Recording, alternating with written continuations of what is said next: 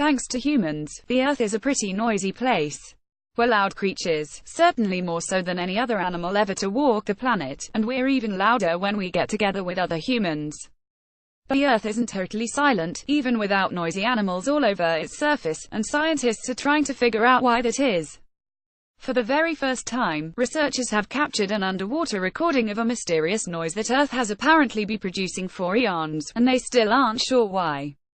The sound which the planet produces is a low, steady, unceasing hum.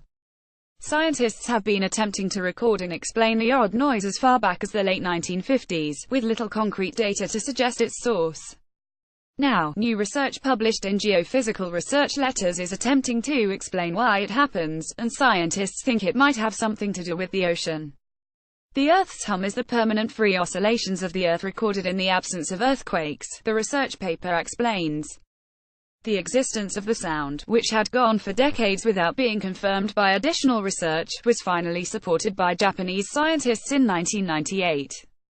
This newest study is the first to actually record the sound from deep beneath the ocean's waves.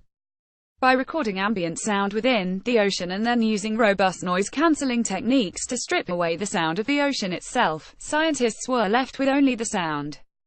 They were able to confirm that the noise is completely continuous and, over nearly a year of observation, did not vary significantly. But what actually causes it? Well, the jury on that is still out, but various theories have been proposed.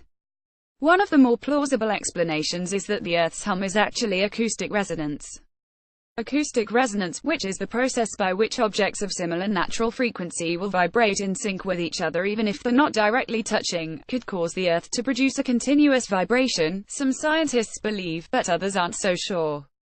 Further research is most certainly warranted, and even if the cause of the hum turns out to be something rather mundane, it could still help give us a rare glimpse at the inner workings of our planet.